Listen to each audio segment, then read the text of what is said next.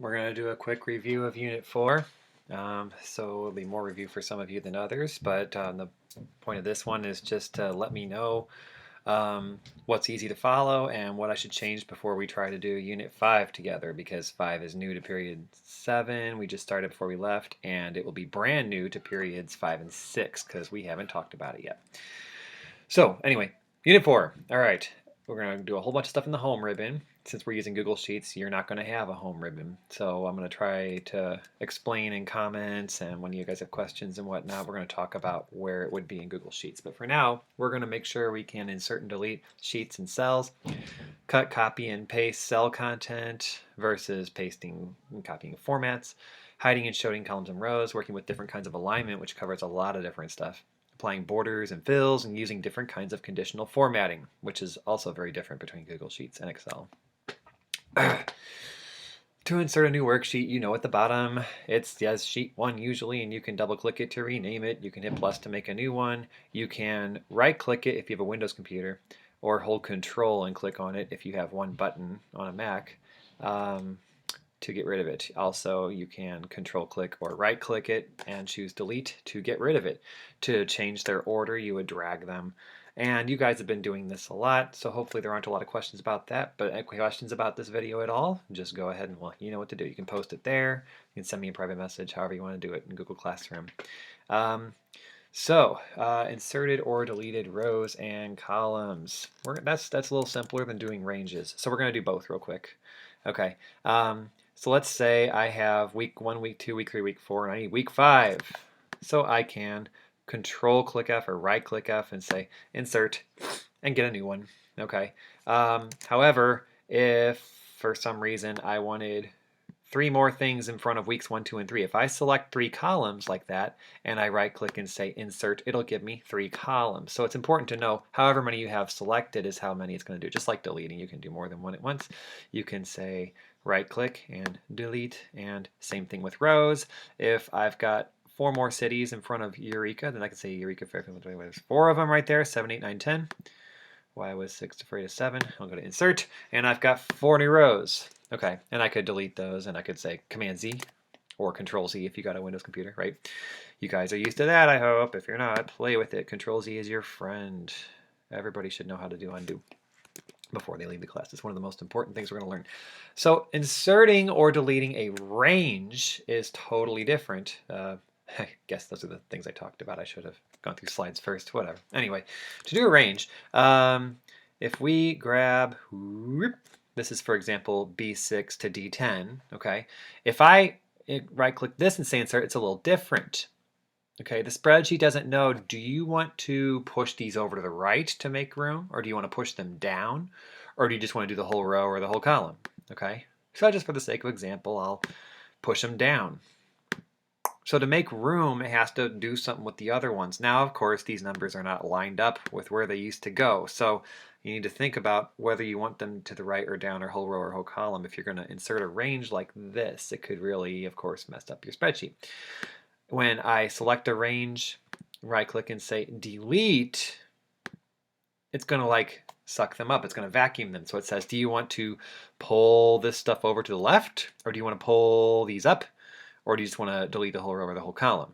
Okay, so let's go ahead and say shift them left, just to do something different than last time. You can see this is really screwing up the spreadsheet, right? So we got to be careful that you only use this when it makes sense. You really want to, probably you wouldn't use it on this sheet, right? Doesn't make a lot of sense anymore. All the numbers are out of alignment and they don't match their cities and yada, yada, yada. But the most important thing to get from this is when the computer's asking you something, sometimes we're just used to seeing so many messages and we say, okay, without really thinking about what it's asking us. So if I do something, inserting or deleting, it asks me something, look at what it says first. That's the take-home message here. I know it gets tedious to read lots of messages, but if something pops up, it might be important. Sometimes it might not. Copying and pasting and cutting and pasting. You guys we talked about this a little bit. I'm going to do it a few different ways, and you need to remember the way that makes the most sense to you. What I want you to try to get out of the habit of doing, what most high school students do, is they will right click and say copy or cut. Okay? Try to get out of that habit. That is actually the harder, longer way to do it. Okay? It's the easiest way to remember, of course, But here are some other ways. Hit the scissors to cut it. Okay, you'll see the dotted lines, of course, right? And then hit the clipboard to paste it. Okay, that's another nice way.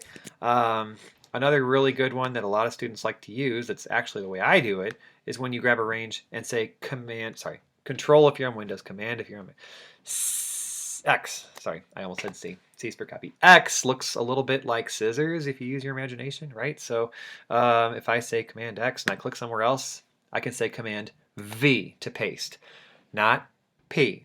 Command P is print.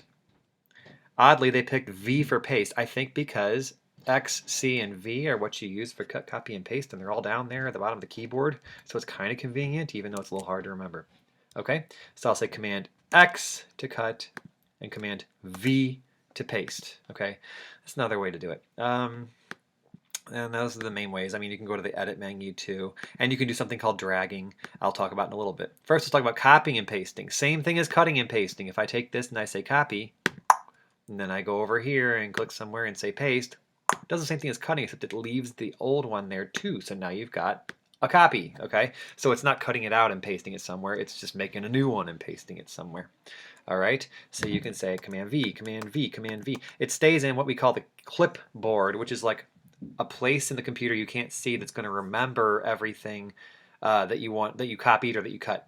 Okay, so whatever you cut or copied last is going to stay in the clipboard, so you can paste it whenever. Okay, if you want to know that, if that's extra, don't worry about it. If it's confusing, don't worry about it. Just remember Command X and Command V and Command C, and keep practicing those. Let's see, I don't know if to talk about dragging next, or if I should hold off on that. So let's see, copying and pasting, after pasting, drag and drop. Yeah, let's talk about drag and drop. Okay. If I grab a range, or if I just have a cell, and I go in the lower right corner, I know that's autofill, right? I'm not going to do that right now.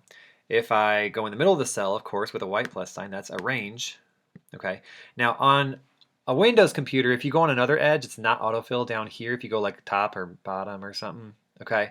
On Windows, you're going to see a plus sign with arrows on it, and on the Mac, you're going to see a hand. Okay. That is drag. And if I grab it and drag it, it does cut and paste in one step. It doesn't put it in the key in the clipboard or whatever.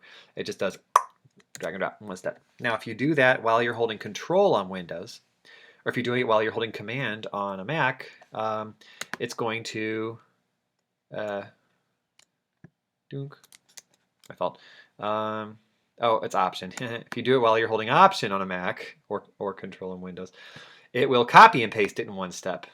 So then you can drag and drag and drag until you're tired of dragging. Anyway, point is, if you hold down Option or Alt on a Mac, it'll copy it several times instead of dragging it. Most people don't do that, but I just want to give you guys as many tools as you want. You need to know how to copy and paste whatever way makes the most sense to you.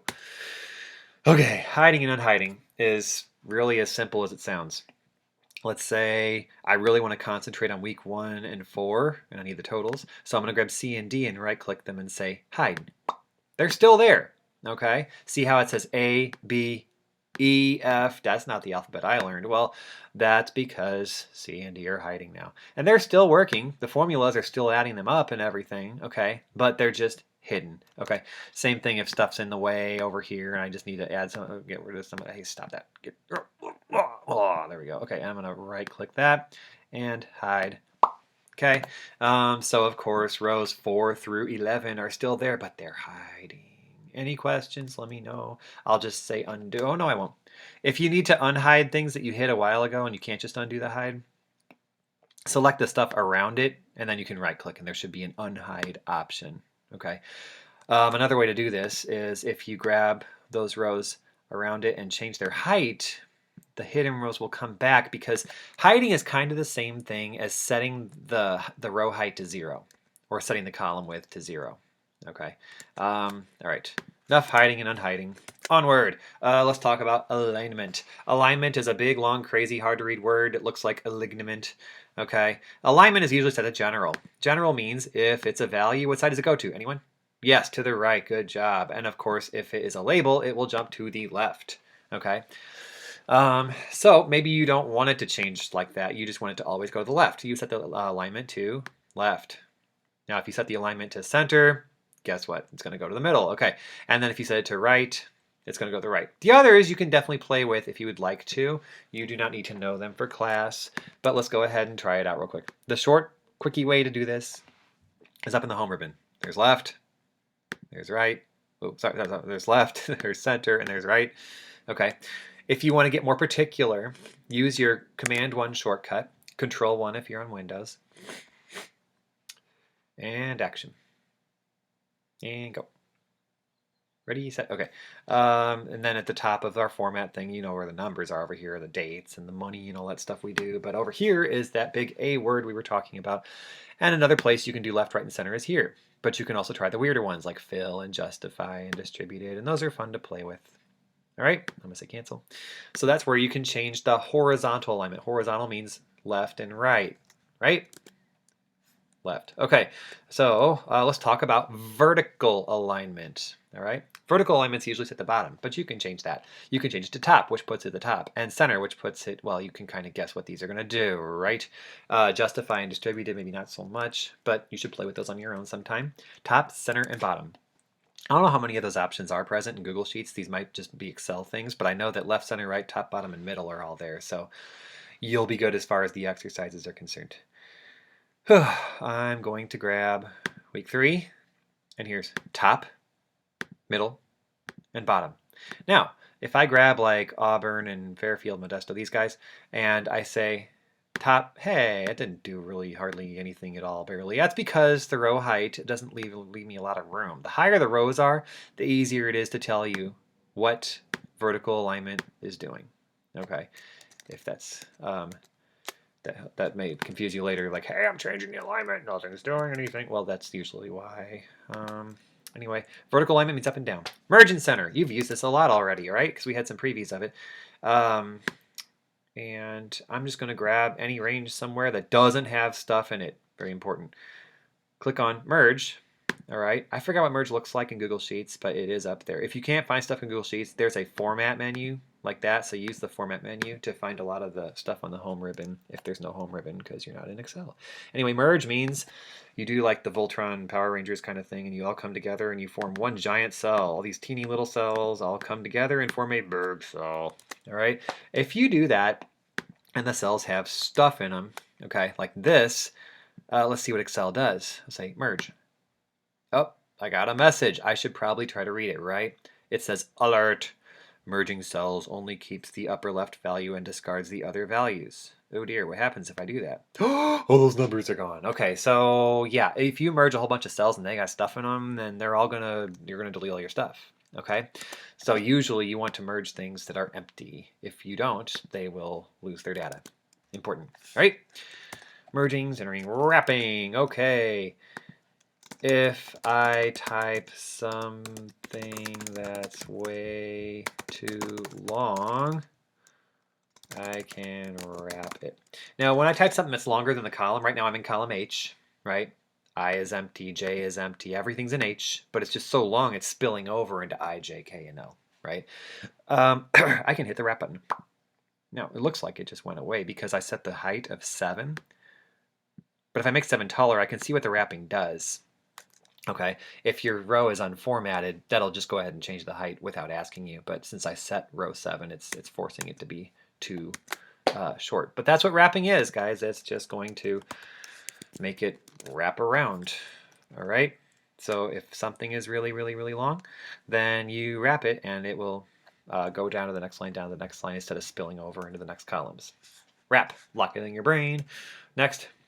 Change the cell orientation. If I want to turn stuff over on its side, like if I want the weeks and store totals to look a little goofy, it has more practical purposes than that, but then I can turn them over on their side. Oh, once again, my row height was set and it's not letting me, I can see it, that's better. All right, so that's all orientation does. The quickie way to do it is right there. But let's say I don't want it perfectly diagonally and I don't want it straight up and down like all those. I can do Command 1 or Control 1 if you're on Windows, right? Or format cells if you're in Google Sheets. Anyway, here's the orientation over here. Let's say I want it exactly 10 degrees. And I can see, okay. All right, so anyway, that's where orientation is. Orientation means spinning the cells around. Lock it in your brain. It's one of our vocabulary words. So use the AD or use Control 1. Border means a line around the outside of something, okay? Whether you're in Excel or wherever you are, whether you're on the computer or not. So let's say I want just my numbers down here to have a simple border. A quickie way to do it, it doesn't have all your options, but it's right here in the down arrow by the bucket, is these borders. And I can say all, it just gives all of them a thin line, right? Or I can say, I just don't want the inside, I want a box around the outside. Like that, okay? Those are different kinds of simple borders. But of course, if I want to get an easy border, Control 1 or Command 1. And I can go to Border, and I can say, well, I feel like some red dashed lines on the outside, and I want some double blue lines on the inside. And here's a preview what it'll look like. See here some cells, and it's got dashed red lines around the outside and double blue on the inside. And I'm going to say, okay. Okay, and red, blue, any questions? Play with it. It's awkward the first few times you do it, but it's not too bad after that. Fills, let's talk about fills. Borders for the outside. Fill is for the inside. So usually you're going to use the bucket, right? There's a bucket up there in the ribbon right by where I was, and you guys have done this already. So let's say I want to fill it with blue. No problem. All right. Let's say I don't want to fill it with blue. I'll say Command 1. I also have fills over here, and I want blue with like darker blue stripes. This is not really something we're probably going to use very often because it makes things really hard to read, but that's where it is. So if you fill the cells up with something, you look for fill. Also called shading. You might see the word shading sometimes depending on the context. Let's talk about conditional formatting. Important. Color scales in both Sheets and Excel. Data bars. Unfortunately, that's unique to Excel right now. So if an assignment calls for data bars, and I haven't changed it, I apologize, you can just do color scales. Anywho, data bars just mean I've got a bunch of numbers here. I'm going to select those numbers and get some bars that are shorter for smaller numbers and longer for bigger numbers. And I do that by going to conditional formatting and data bars up there. So I'll go ahead and, I'll go ahead and just do, I guess, week 4 about that. And go to conditional formatting. I'll go to data bars and I'll pick one that I think matches the color of this sheet's vibe. So we'll say green for week 4, and you'll see how 24,000, like, so big number in this context, and it's a long bar. Whereas 12,000 is half that size and the bar is half that length. Okay. Whew. Color scales have a lighter or darker color, or it's closer to one color or another, depending on what number is in there. So if I grab, I'll use column D, I guess, and I'll go conditional formatting. I'll go to color scales, and I'll pick this one. It looks like this one has a darker green for smaller numbers and a lighter green up to white for the bigger numbers. Okay, so this is called a color scale. These are called data bars. Lastly, there's a goofier one we don't use very often, called icon sets. Icon sets can be fun though, so let's do one. If I go to conditional formatting, icon set, and I can pick, let's see. Oh, let's do ratings like those. Okay, so now we have star ratings. You can see if a star is shaded all the way in yellow, it's a bigger number. If it's like half shaded, it's a medium number. It's closer to the median. And then the ones that aren't shaded are smaller. So you can get thumbs up and thumbs down, or green light, red light, yellow light, or all sorts of things for your numbers. Okay, that might be it. So let's talk about, what is this called? Horizontal alignment, right? I can put it on the right, or anyone? Center, good job. Okay, or of course it can go on the left. All right. Feel free to pause your video because I may not go slow enough. Vertical alignment, top. Here is middle, good, okay. And then on the bottom, right? And then when you have the stuff that doesn't spill over to the next column and it goes down instead, it's called word wrap. When you put little cells together into a big cell, and they all come together into a merged cell. And then when you spin them over so they're diagonally or whatever, that's called changing the orientation. How do you get data on the clipboard? When you cut it, right? Or you can cut it, or you can copy. Good job. Okay. There's an Office clipboard and an OS clipboard, and I didn't talk about those too much, but that's okay because we're not going to need to differentiate them very often. You should ask questions if you'd like to know about those. Let's see. You can change the left and right alignment. Left and right is called horizontal. Good job. And up and down is vertical. Good, good, good. All right, next. Okay. Text can be wrapped or indented or rotated. What's that one that puts all the little cells together into a big cell? It's merge. Merging is what does that. Centering, of course, it's just a horizontal alignment thing that Excel throws in there kind of for no reason. Okay. Around the outside of a cell, you have a order. Good. Okay. And fills or shading is another weird word we didn't use as much. Okay. That's how you do the inside of the cell. And then data bars, color scales are kinds of conditional formatting. All right. So please leave me comments, okay? I'm going to make one for Unit 5, and Period 7's already done Unit 5, and Periods 5 and 6 have not yet, so it's important that you let me know how this went.